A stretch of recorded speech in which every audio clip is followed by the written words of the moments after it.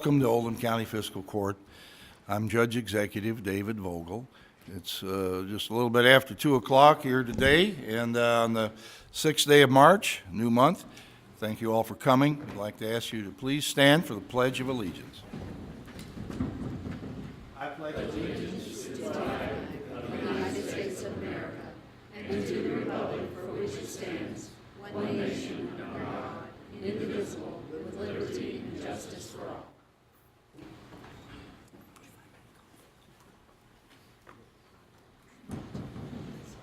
Madam Secretary, you please call the roll. Magistrate Likens. Here. Magistrate Tice. Here. Magistrate Leslie. Magistrate Greenwell. Here. Magistrate Hounds. Here. Magistrate Eldridge. Here. Magistrate Dye. Here. Magistrate Logsdon. Here. Judge Vogel. Here. Having 8 of the 9 members of the Fiscal Court present, this meeting is now in session. Is there a motion to accept the agenda? Second. Discussion? I'd like to add an executive session at the after other business, please. This would be under KRS 61.810 subsection C, discussion of proposed or pending litigation on or behalf of the county.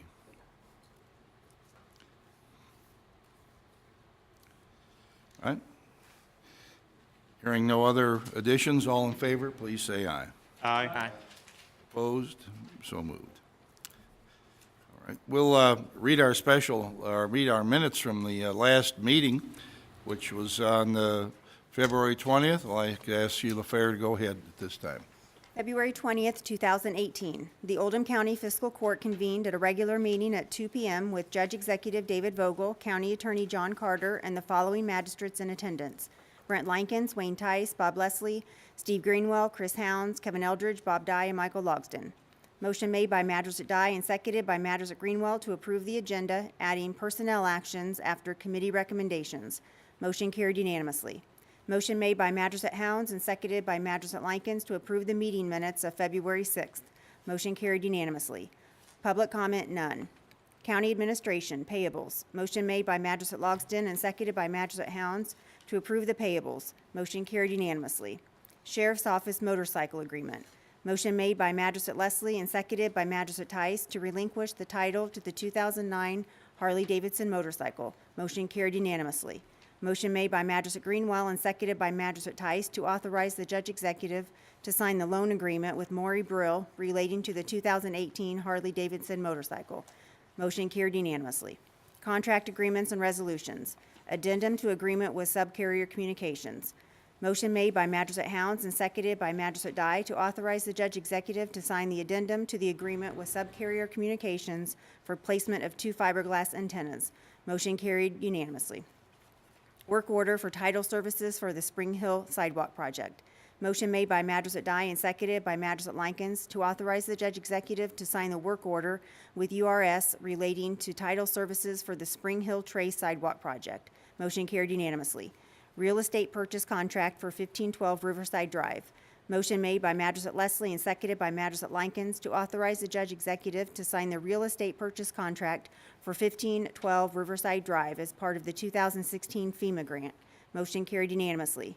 Committee reports and recommendations. The Building Maintenance Committee. Detention Center maintenance contracts. Motion made by Magistrate Likens and seconded by Magistrate Hounds to award the generator maintenance agreement to Nixon Power Services for $2,500 and authorize the Judge Executive to sign the maintenance agreement. Motion carried unanimously. Motion made by Magistrate Likens and seconded by Magistrate Leslie to award the preventative maintenance agreement to Alpha Mechanical and authorize the Judge Executive to sign the maintenance agreement. Motion carried unanimously. Personnel actions for animal control. Motion made by Magistrate Greenwell and seconded by Magistrate Eldridge to accept the retirement of Barbara Rosenman effective April 1st, 2018. Motion carried unanimously.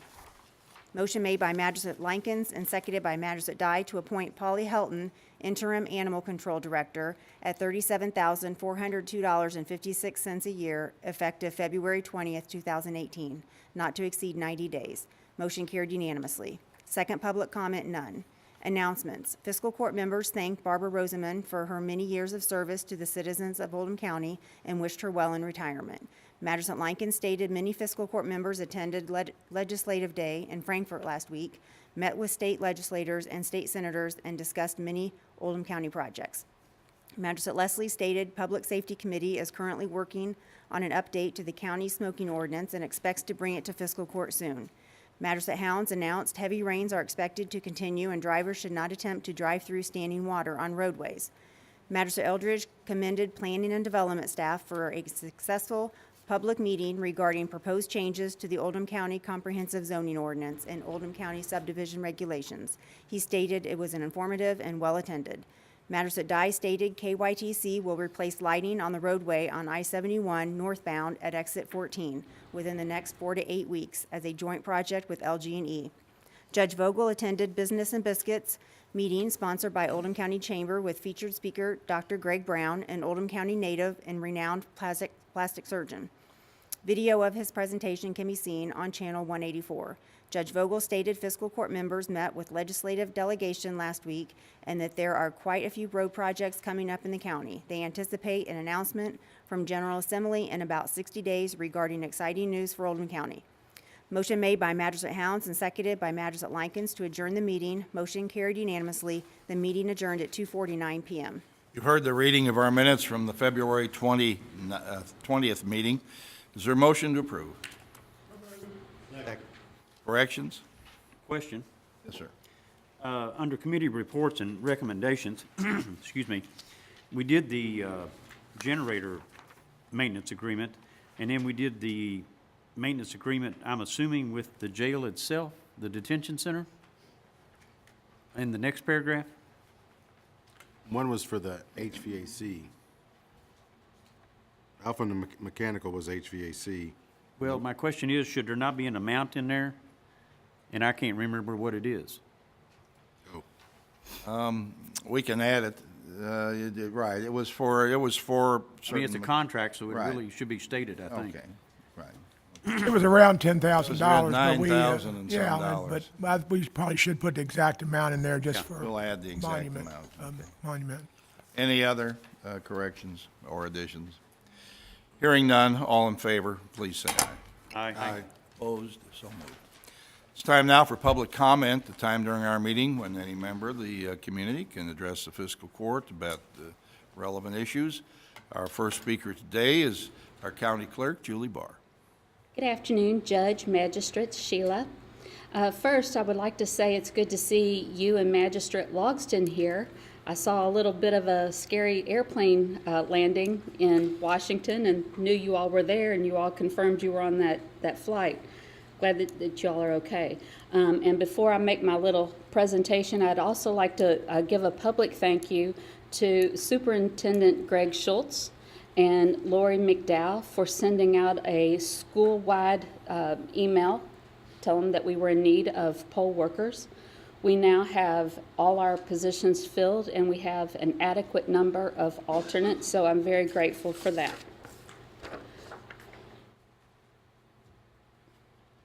Sheila, can you?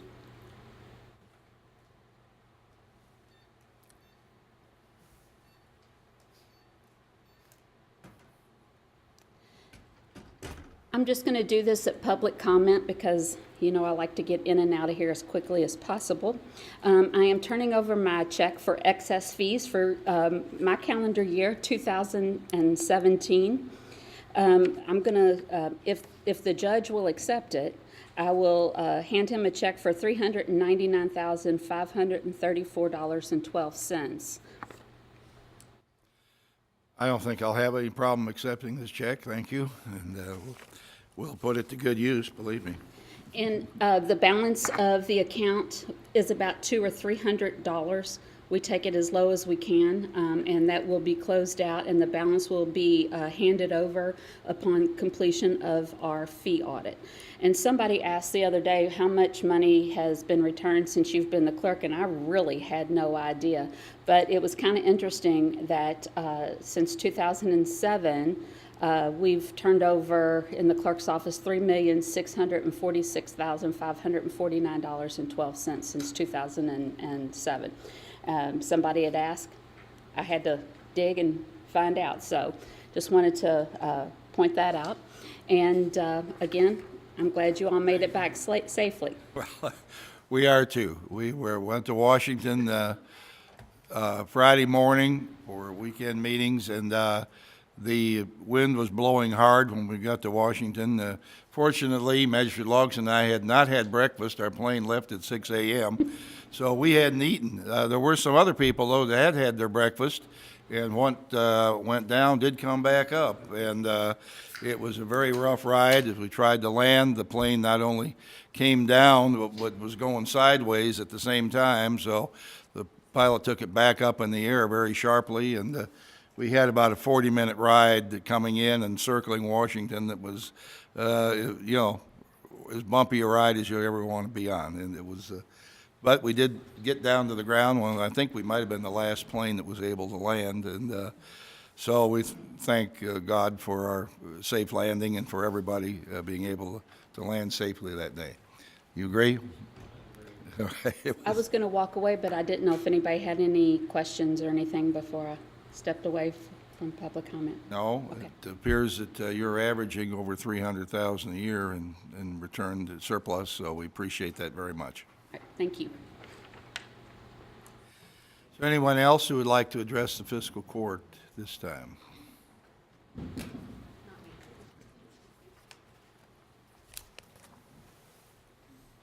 Ask you to Afternoon. state your name and address, please. Yes, sir. Stephen Davis, 121 Stony Creek Court, Pee Wee Valley. And the reason I'm speaking today is our property also fronts on, the rear of the property fronts on Old Floydsburg Road, and I just learned yesterday evening, I think that that's being contemplated for paving, which it sorely needs.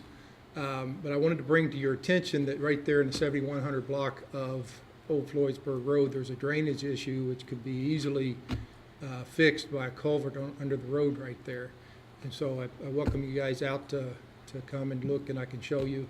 I have photos of when it's raining. It just creates a large pond, both in the road and on my property, and in the winter it creates ice hazard, and it's a driving hazard. So I just bring that to your attention and look forward to hearing from you. Okay, thank you. Thank you. We've had a lot of inclement weather. I mean, it rained hard, rained for a long time. There was a lot of accumulation of road issues that came up and are being fixed. We're down in on Belknap Beach with dumpsters now, trying to help people there.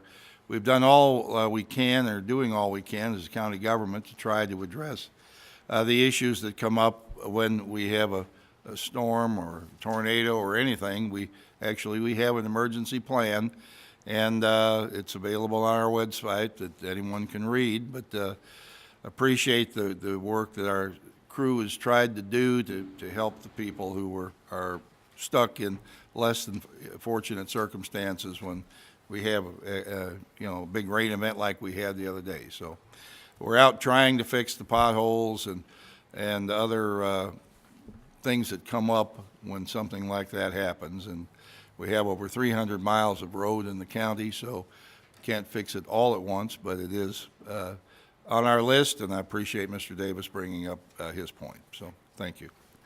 Is there anyone else who would like to address the fiscal court? All right, seeing no one, I'll close the public comment and go on to the first item on the agenda here today. We have Teresa Gamsky, the director of the Oldham County Health Department, and Liz Burrows, the grants manager, among other activities at the Health Department. And we have three important meetings coming up, community forums this week that we'd like people to know about and participate in if you have an interest in these subjects. So, Teresa, welcome. Thank you, Judge, magistrates. Oldham County Health Department is hosting a community forum this evening. The forum is sponsored actually by Centerstone Prevention, Regional Prevention Center, formerly known as 7 Counties. The most awesome Sergeant James Brown from Oldham County Police will be presenting some of the data that Liz is going to present here as well.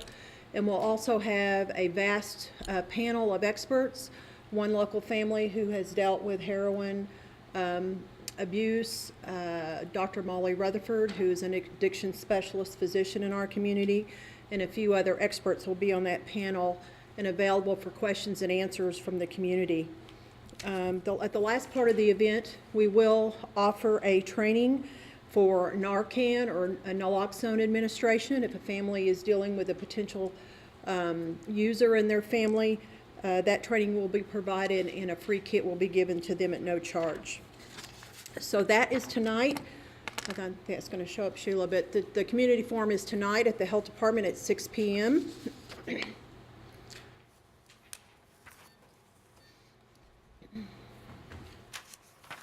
And that, The Health Department. yes, sir, and that is in our Community Engagement Center in the rear of the facility.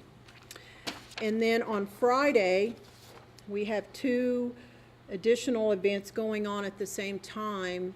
The first one is the prescriber's role in addressing the opioid crisis, and this is for our local physicians, nurse practitioners, physicians assistants, registered nurses who work in this area of prescribing.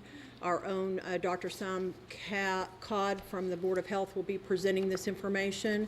And at the same time that this is going on at 7 a.m. in the morning, 7 a.m., we'll have a first responders separate meeting, and they'll be reviewing some additional information geared to their expertise. So we have a lot going on this week. Again, tonight at 6 p.m. and then Friday morning from 7 to 9 p.m. is our prescribers and our first responders forum.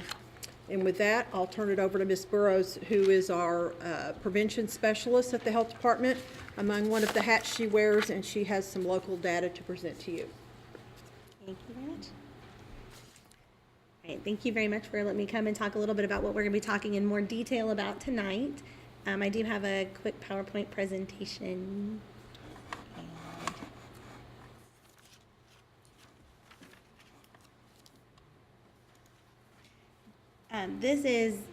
I tried to go through the presentation that will happen tonight and pull out the key pieces for this group today. So please, when I'm finished, ask any questions that you want to ask, and know that tonight at the training, at the presentation, there will be a lot more detail provided.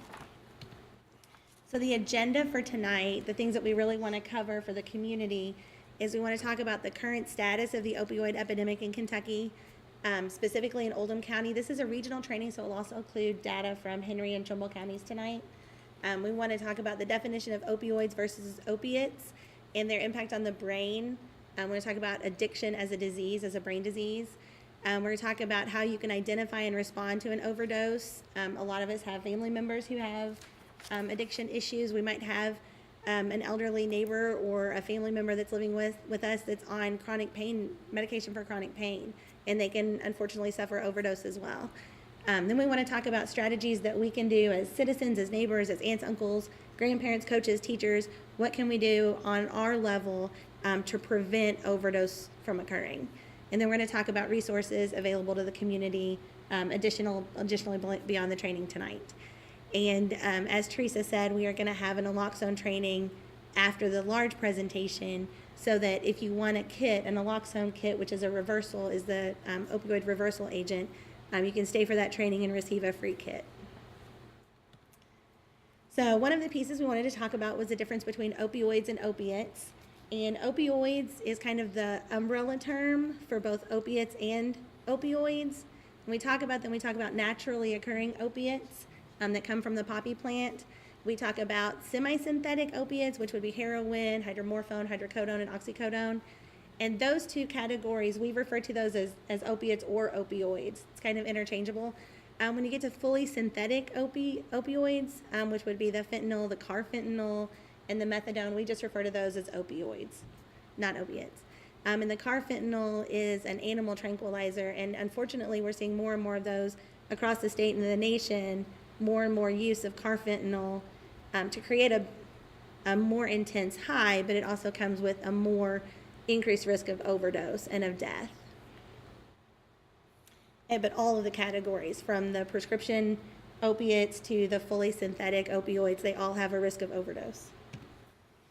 So what is an opioid overdose? It is when too much of an opioid is introduced into our system, and it can either be inhaled, injected, it can be transmitted through the skin or absorbed through the skin. It can be intentional or unintentional. It can be that somebody accidentally took too much of their prescribed medication or it can be somebody who's addicted to injecting heroin. And unfortunately, a lot of times when we see an opioid overdose, it does result in death. When you use Narcan or naloxone to reverse an overdose, you can save a life. And that's one of the things that we want to make the community aware of during our training tonight. So overdose death is the most common cause of accidental death in the United States. When you look at overdose death total, opioids account for 63% of all overdose death. Lethal overdoses related to prescription medications is about 38% of that, and 25% is lethal overdoses related to heroin. Of every 5 new heroin users, 4 of them started out misusing prescription painkillers because there's such a high potential for addiction for some of the painkillers that are prescribed. And I know you all are probably aware of the pill mills that were operating between Florida and Kentucky. For years, we've enacted legislation, we've worked on reducing those. Unfortunately, a lot of that addiction to prescription medication has bled over into what we're now experiencing with heroin. So this graph shows in the past, since about 2010, you can see the spike about 2012, 2013. The red line is heroin. And that's Kentucky resident overdose emergency department visits. So benzodiazepines and pharmaceutical opioids and cocaine have all remained relatively stable.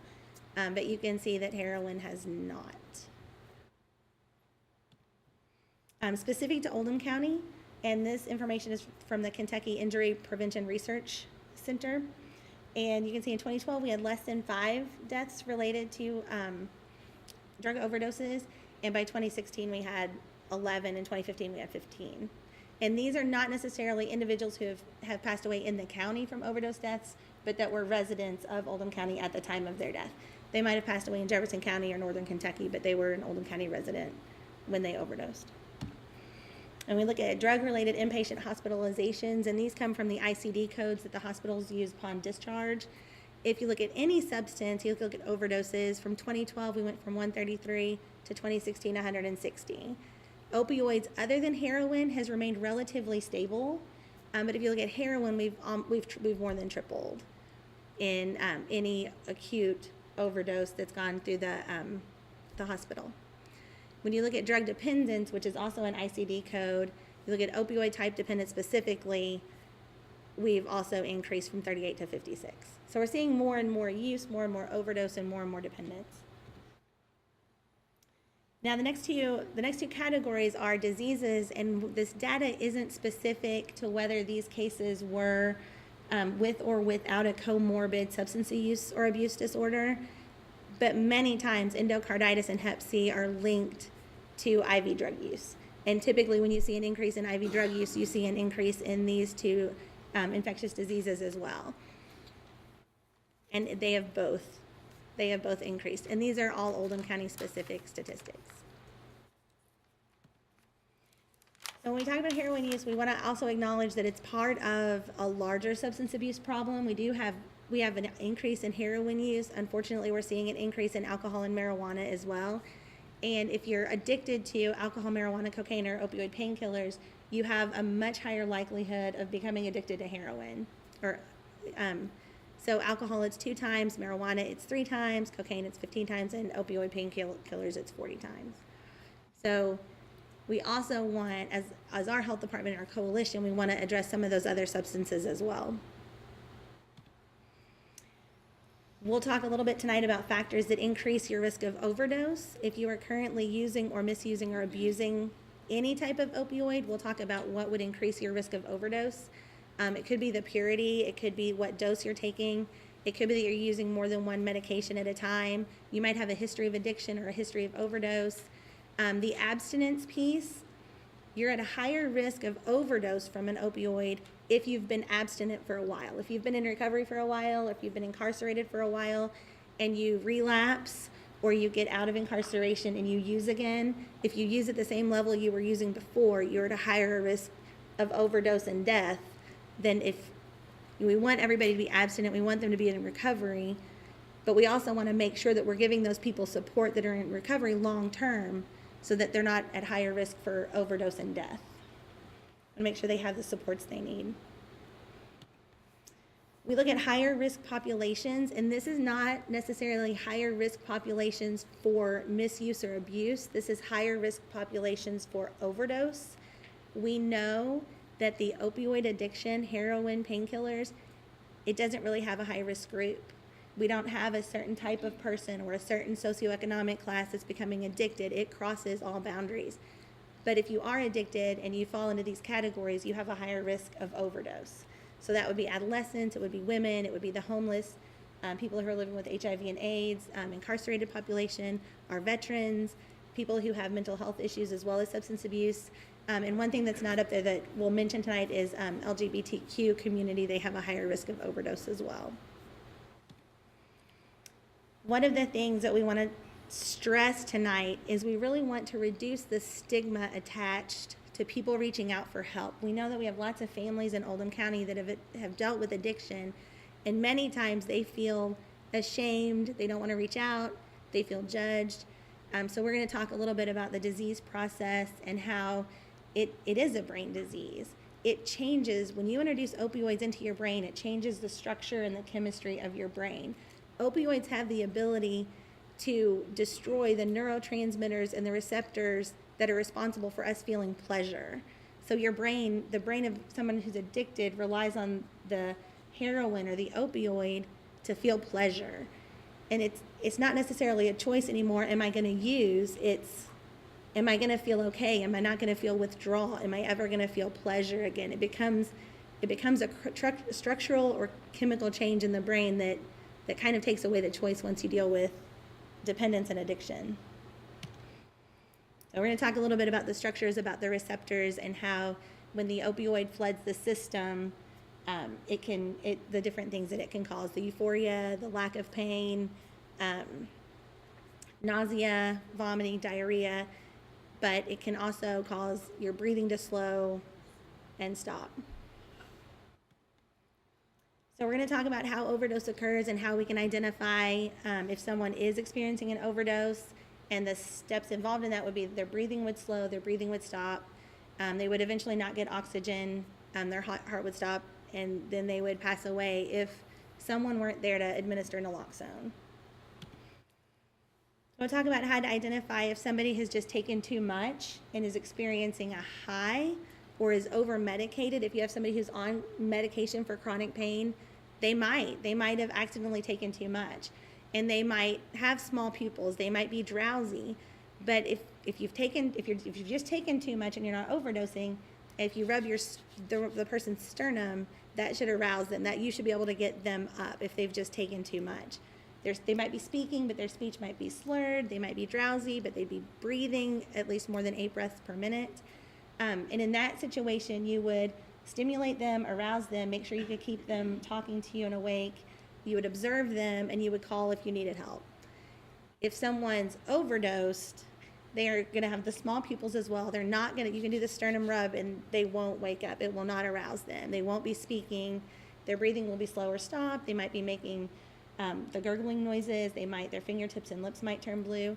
We really want community members, especially people who might have somebody who could overdose, either accidentally or intentionally, to be aware of the signs and what they can do to prevent that overdose from becoming a fatality. We'll talk about the steps. You're going to call 911. You're going to check for signs. You're going to support respiration, and then you're going to administer naloxone, and you're going to monitor the response. But you're always going to call 911 first. We really want people to be aware and to be able to revive that person who's overdosed so that they have a chance to seek treatment, because that's what's best for them and their family and our community, is that they have another chance to seek treatment and to get better. So some of the strategies we're going to talk to tonight that we can do, although we all can all do as community members, is we can encourage our doctors, we can encourage people at high risk to learn more about opioids and how we use them. Maybe if you're having dental surgery and you don't need Percocet, or if you don't need hydrocodone, you ask your dentist for something a little less strong, or find alternative ways to manage pain when you can. And when you can't, I know there are times when you can't manage pain, in other ways, make sure those opiates that are prescribed, those opioids that are prescribed are used correctly and as they are prescribed. We want to make sure that everybody who's experiencing addiction has access to treatment, and not only access to treatment, but feels confident enough that they will be supported, that they can ask for help getting treatment, that they won't be judged, that they won't be stigmatized, that they really feel like they can reach out and get that help. And we want to ensure access to naloxone. And one thing I didn't include in here was a lot about naloxone, but naloxone is the reversal agent. It works on opioids. You can administer it nasally. You can inject it. You can be trained as a layperson to do it. And if somebody has overdosed and you administer naloxone, you can revive them. And then they have a chance to get better and to get help and to make those different, to take a different path. So that's one thing we will talk about tonight that I didn't put a lot in here is the administration of naloxone.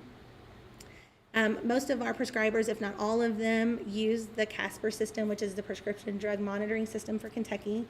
We want to encourage the public to call 911. There's a Good Samaritan law in Kentucky. If you administer naloxone or if you come upon an overdose, as long as you are honest with the law enforcement officers, then they can help without you feeling like you're going to get in trouble for being in the situation that you might be in with that particular person.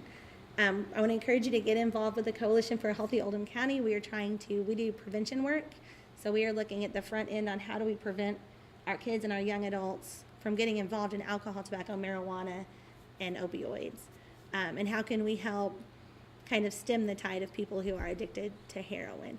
And I want to say that when we started advertising for the forum, I had two Oldham County families call, and they're going to try to be there tonight.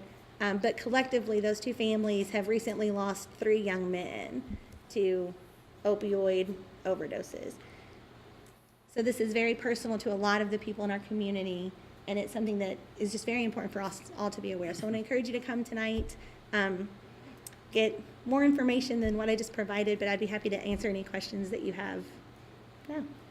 Magistrate Greenwell. Thank you. Liz, thank you very much for coming today. I won't be able to make it tonight, but I've read that the supply of naloxone is critical at times. Is that adequate enough now that everybody's got it that needs to have it? Well, probably not everybody that needs it has it, but we do have a supply with Kentucky Harm Reduction Coalition. They can get it. They have enough of supply to get it to meet the demand right now, Okay. as it is. I would love to see almost everybody with it because you don't know. I mean, you might be in a situation where it's not a heroin overdose, but it's somebody who took too much of a pain medication. Then you could use naloxone in that case too. But we have more of it now than we did. It is expensive, but there are some grants available in the region right now that can help with that. There was a time whenever, like, first responders didn't have enough of it, or it was that critical at once upon a time, so I didn't know if that supply had gotten better.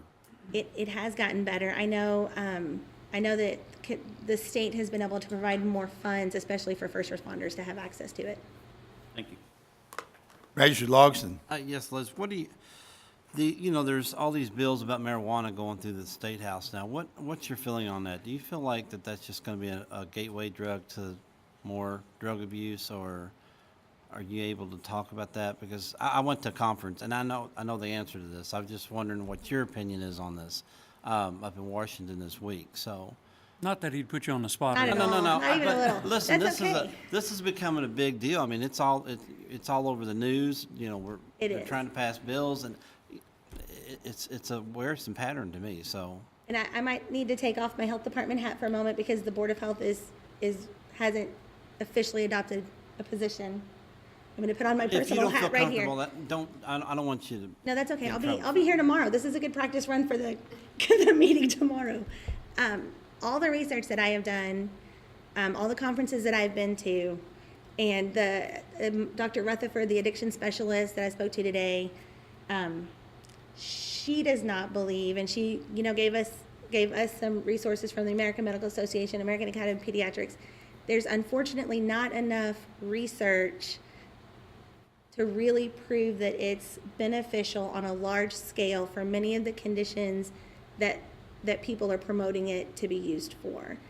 I would love to see more research done. I think there needs to be more research done because as a parent, as a daughter, if there were something that I believe could help one of my family members if they were sick, I would want to try anything I could. But I would also want it to be researched. I would want to know what the dosage should be. I would want side effects to be identified. And when you have legalized medical marijuana, it's really easy, and it has been across the nation, to open the door for recreational marijuana. And when we have kids who already on their surveys report, oh, marijuana is not that bad, it's not that bad, it's easily accessible. We know that in states that have legalized it recreationally and medically, youth use has gone up. We know that any substance you use as an adolescent increases your likelihood of abusing something else as you get older. My personal opinion is I hope that we can find a way as a nation to do some research to find if THC and if the oil is medically beneficial. I have no doubt that we can find a way to administer it in an inhaler form and not put the kids at risk who are going to be growing up in a culture where it's... Well, I spent 30 minutes talking to a lady Right. from California. She was a state representative out there. Now she's a magistrate. And she said, whatever you do, don't go down this path, because Colorado is just... And she explained to it, it's not the marijuana. It's what is supposedly saving people from seizures and stuff like that is the hemp oil. It has nothing to do with marijuana. It's the hemp oil that has no THC in it. She's telling me that is what is supposed to be good for the people having seizures and stuff like that.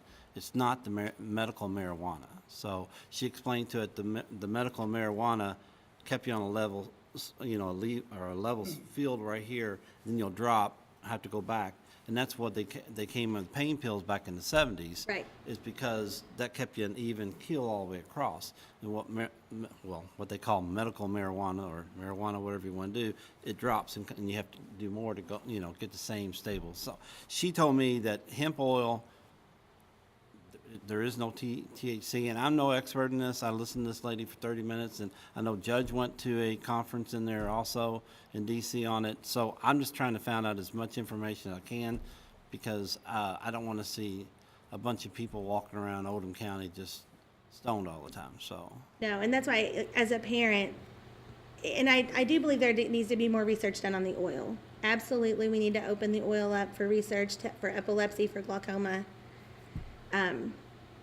But legalizing it medically, there are no other medications that your doctor says go smoke.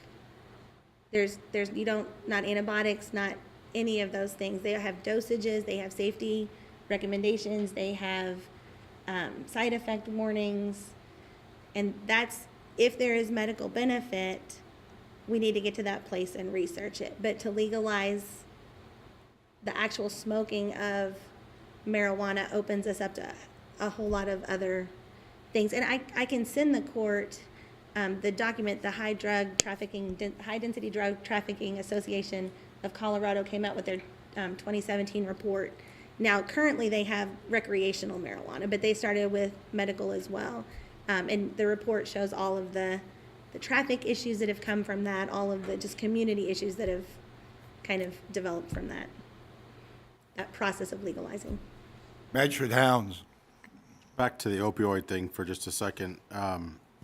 As a first responder, we've been advised that the best thing that we can do is breathing for the person with a possible overdose, because if you administer the reversal drug, you have to be prepared for the side effects that may happen after it. So I don't want to put a false sense of security in people's minds that that's the fix, because if you have a person that is overdosed, keeping them breathing is the most important thing in the world, whether they get the reversal drug or not. And that's coming from Oldham County EMS. The reversal drug is very important, and I'm not saying that it's not, but EMS will tell you that a $5 bag valve mask is also a very good thing to use, and you're not putting yourself at risk for when the person comes out of their high, because that can be dangerous. Having seen it and dealt with it, I'm done with that. I don't want to deal with it anymore. And that is true. That's one of the things when we do the naloxone training this afternoon or tonight. that is one of the things that always comes up, and there is a chance that the person will wake up angry, because you. High chance. Okay, there's a chance they might wake up angry, so you do have to be prepared for that. But if you don't have a bag valve available, and if you've done rescue breathing and it's not working, True. it's a very important piece of keeping that person alive, so that they can get treatment. But you're right, there is that chance of them being unhappy when they wake up, but they've woken up. True. They've woken up. You're right. All right. Yes, sir. Yeah, I just have one comment on what Magistrate Logston brought up about the medical marijuana. I think we're talking about the delivery system, because medical marijuana is authorized by the Cabinet for Health and Family Services in synthetic form and can be prescribed by a doctor. There's a pill called Marinol that is available by prescription. That is absolutely the case. Okay, you've indirectly referred to it. We mentioned these three community forums. There's another forum, and you referred to it indirectly, tomorrow night at 6:30 at Grange Community Center. There'll be a discussion about medical marijuana, and anybody in the community who's interested in being involved in that discussion or trying to learn from it, hear about it, is certainly welcome there. So I guess you'll be there as well. I all right? will be there, yes. Okay. Thank you. And Thank you all so much. Teresa, did you happen to say that, or did I misunderstand you, that families that have heroin addiction in those families are able to get Narcan or Narcam, is it, to have it available? Is that right? Yes, that's correct. After the presentation portion, there will be Narcan training. So it'll cover what to do, how to rescue breathe. It'll cover the risks of them waking up angry, and any individual with or without a family history or a family member with addiction issues can get a Narcan kit if they go through that training. So that is available for anybody at no cost if they go through the training, just so that they will have it. So. All right, thank you. Is there anyone else who would like to address the fiscal court at this time? Seeing no one, I'm going to close the public comment, and we'll go on to our first item under county administration. And when you're ready, we'll take a motion to pay our bills. Second. Moved and seconded. Is there any discussion regarding anything on the bills? I have a question. Sir. This is directed at Magistrate Eldridge. On the tire shredding and recycling, it tells how many tires and what it costs. Whenever you buy a set of tires from a dealer, what is the charge per tire to recycle tires? It is allowable up to $2. Most tire dealers now just absorb that into the cost rather than even mentioning it. When they come and pick up the tires, for example, at my shop, they're very inexpensive to get rid of if they're small. A 15, 16-inch tire you can get rid of for about $1.25 a piece. Where the issue comes in is large tractor tires, tractor and trailer tires can be $20, $30 a piece. You know, so I would assume that what they had here, and I haven't spoken to Ms. Auckland, but I would assume most of these were normal car tires. The majority is always passenger tires. Right. Sometimes they're on the rim, and that makes it costly. Okay. I was wondering, $2 is the figure that I had in my mind, and I was wondering why we were paying more than $2, but that could answer the question if they had to dismount them, I guess. Probably is a time for a discussion different than this, but where the catch is, even if they come to my place, they want to charge you extra for the rim. Well, they go home and dismount them, and then they sell the rim for scrap metal, so Exactly. it's a big winner, Yes. so. Anyone else have a question about any of the bills? All right, seeing none, all in favor, please say aye. Aye. Opposed? So moved. Under community business, we have the first reading of our 17-18 budget amendment. Ms. Horn, are you going to do that? And we'll, this will, as she will explain, an amendment to our original budget, and we'll have a second reading on April 3rd. This is ordinance KOC 18220-445, which is an ordinance relating to the annual budget and amendment thereof. This amendment is for $2,800,000, $179.19. It relates to 6 different projects that were unplanned at the time that we did the budget. The first one is for the AOC building across the street. The chiller had to be replaced. We have been reimbursed 100% of that from the Administrative Office of the Courts. It's $45,676.45. The second project is the purchase of a piece of property which we call the Old Road Garage property on 393. It's $520,000. Those funds have to come out of reserves. The third one is LaGrange Parkway. There needed to be some ecological services done there. We will be reimbursed 100% from the transportation cabinet for that. The services that we still need to incur are $12,900. I expect to get $21,585 back because they owe us some that I billed to them last year, where we incurred the expenses in last fiscal year. The fourth item is the flood mitigation grant for 2016 on Riverside Drive. Total of that grant is $2,185,079.82. That's 100% reimbursed by Kentucky EM and FEMA. We also have recreational trails grant at Morgan Conservation Park. We did additional work there after the composting toilet was installed. So we've spent $31,204.42. That's a 50-50 grant, so we get 50% of it back. The rest of it has to come from reserves. And the final thing is a 911 recording equipment grant from the CMRS board. We had expenditures over and above what we asked for there of $5,318.50. So the net effect of this amendment on the reserves is $532,235.71. All right, and I might add that on the Old Road Garage, across from the football stadium, Oldham County High School, that property, and where our recycling center is and so forth, we received earlier this year or late last year, I've forgotten, been 4 or 5 months ago, about $290,000 from the state of Kentucky for property that they were going to use on the extension of Highway 393, right in that immediate area. So essentially, even though we're taking 520 out of reserves, we put the 200 and some 90,000 into the mix that wasn't there at the beginning of the year either. So the net result between the two is less than what it might appear. And we do need that property, by the way. We have a lot of uses for it. All right. Anybody have any questions they'd like to ask at this point? All right, we'll do this is a ordinance, so we'll repeat this on April 6th, and public discussion's welcome at that point if there is any. Okay, thank you.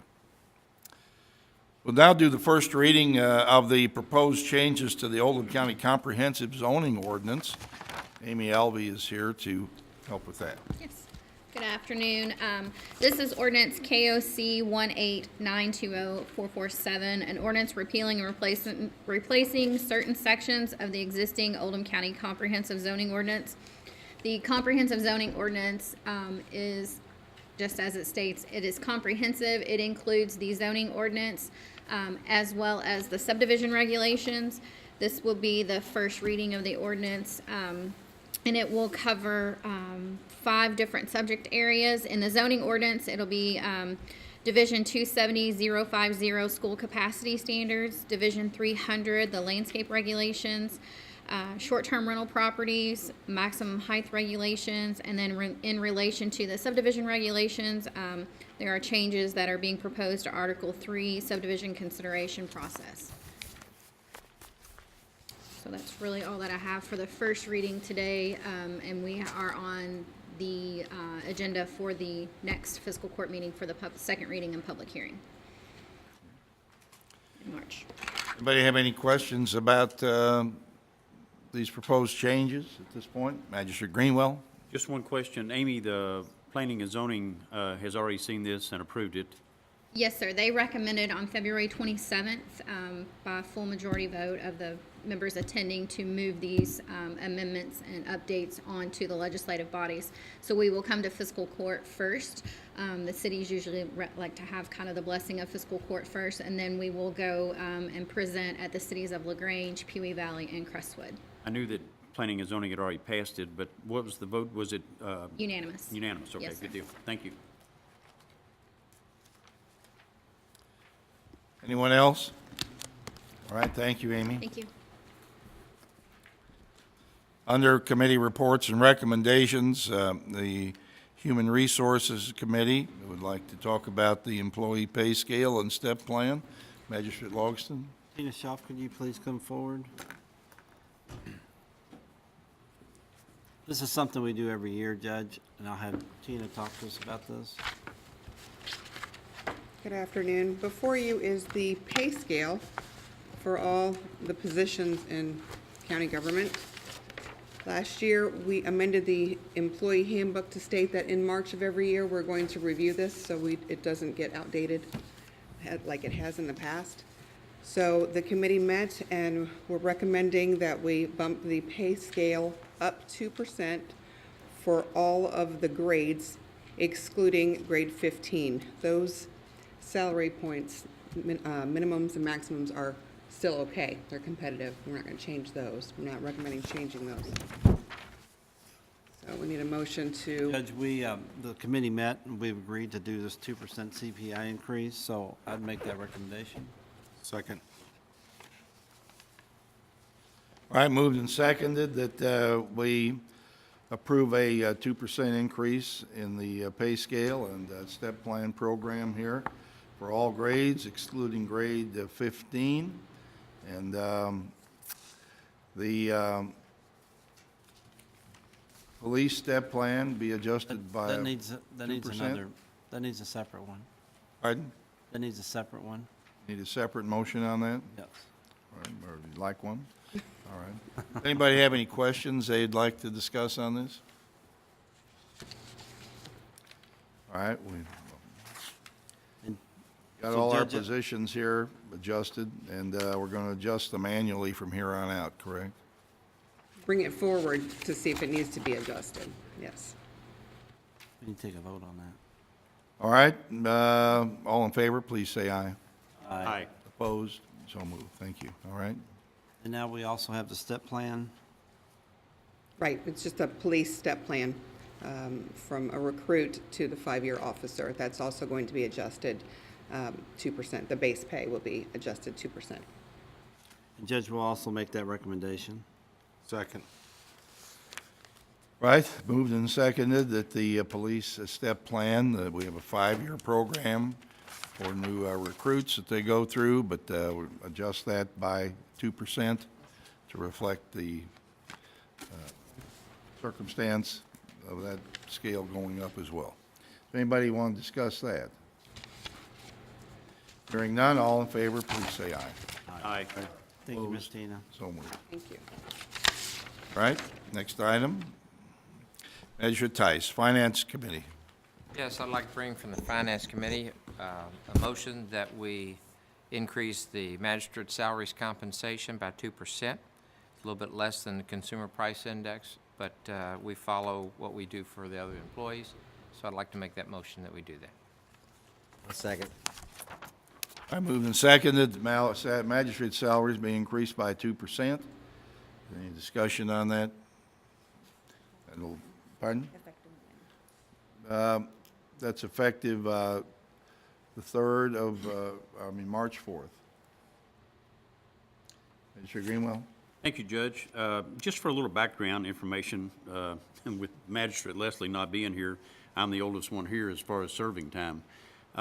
When I was running for magistrate in 2002, the a vote came up for an increase in the magistrate salaries, not the CPI, but the salaries. And it was approved, and it was the first time in 11 years that that had happened. We've now gone 16 years, and otherwise than the CPI, we've not had an increase in salaries either.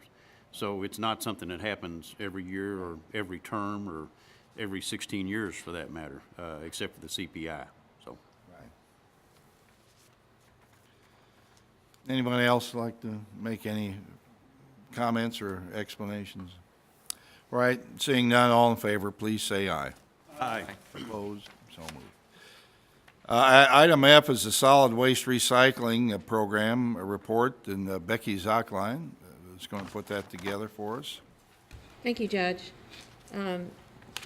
I completed the annual report for 2017 for all solid waste management for the county and the operations of the recycling center. And this covered all solid waste that was hauled out of Oldham County from residential trash, commercial trash, industrial, that was reported to me by solid waste haulers, and also all the recycling that was handled at our recycling center and by those haulers that I mentioned earlier. I have devised a plan of finding more haulers than have been inquired of in the past. I call the local landfills and ask them for who's dropping waste from Oldham County, and discovered quite a few new haulers. So I've increased our fee revenue. Well, it's only $50 a hauler. It's a significant, I've just about doubled that. I've summarized, you have before you my complete report, but I've summarized what I thought was a significant portion of that report, and that's the revenue versus expenses. What page is that on? Oh, golly. Yeah. I mean, this is a summary of the Not on a pages page. in the lengthy report in your folders. So in these fees and revenues include grants that we've received, and I'd like to point out that we do receive every year a waste tire grant in the amount of $4,000, which we do not spend, and we end up sending money back.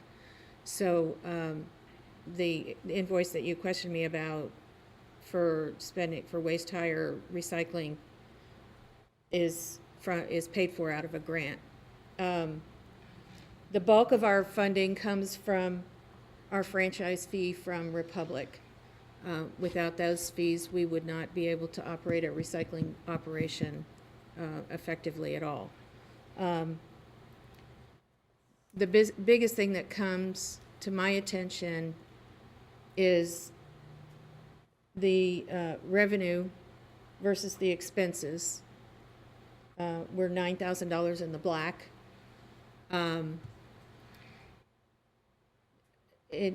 that's with having no school recycling program in 2017. And I mean, that was a significant loss of income. Normally it was $10,000 a year, and all we received was one payment from 2016. I attribute this change to a reduction in the cost of recycling overall. We've changed the way we manage the recycling center, and we're saving money. Thanks a lot to Magistrate Dye and his advice. But we're saving more money and finding higher prices for our sale of recyclable goods. So I'm asking the court to accept this report for 2017 as it is reported. Right, this report has been forwarded already to the Division of Waste Management or Recycling in Frankfurt. But is there a motion to accept the report? So moved. Second. Chris? I guess I missed, what happened with school recycling? We elected to reduce our exposure of risk by using our inmate labor to pick up recyclables at the schools. Well, the long and short of it is, we ran a weekly recycling to a trip to all the schools with inmates. They were uncomfortable about inmates coming on the property. We offered to have them deliver the materials to our recycling center instead. They chose to go a different route. So I don't know what they're doing, but it was their option. Measure die.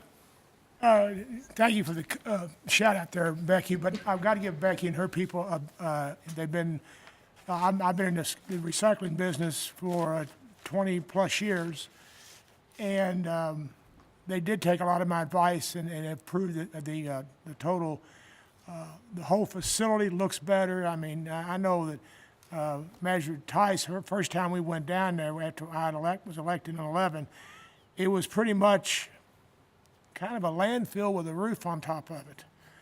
But today, it's a very well-run facility. It's as nice as anyone I've been in, and I've been in them all over the country. But Becky, I can tell you now that your revenues will be going up. Some of the recyclables that you have up there now are going to be bringing some more money.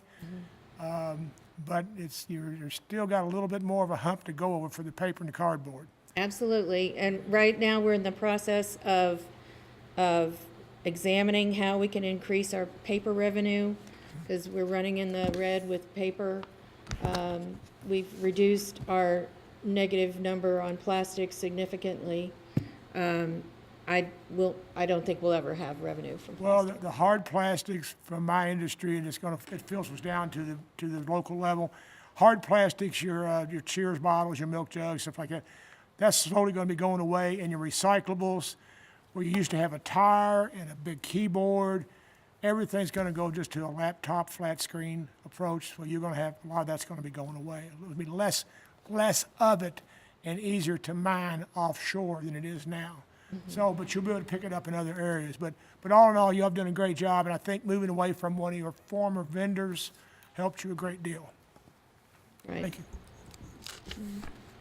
Right, thank you, Becky. You've done a great job. We have Russ Keysweater there as well. It's done a tremendous job, and we've come a long way in about 7 or 8 years since we got our hands on that, and very happy with what you've done.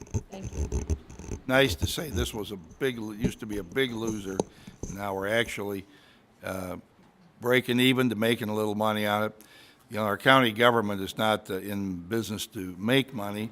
We're in business to provide services, and most of our services lose money, if you want to look at it that way. But where we can actually generate a positive cash flow and provide a service at the same time, it's helpful. So selling these recycled materials and looking for the best place to sell them into has been a real positive step forward. Now we're on to our second public comment. Oh, no. All right, sorry. We're going to take a vote to approve that report. I think we had a motion in a second. All right, all in favor, please say aye. Aye. Opposed? So moved. Thank you. Now we're on to our second public comment. If there's anyone here who would like to address the fiscal court before we go into executive session, we'll allow you to do so now. Seeing no one, I'm going to close the public comment and ask for a motion to go into executive session. All right, this would be on regarding KRS 61.810C, discussion of proposed or pending litigation. Second. Favor, please say aye. Aye. All right, we're in adjournment for the time being.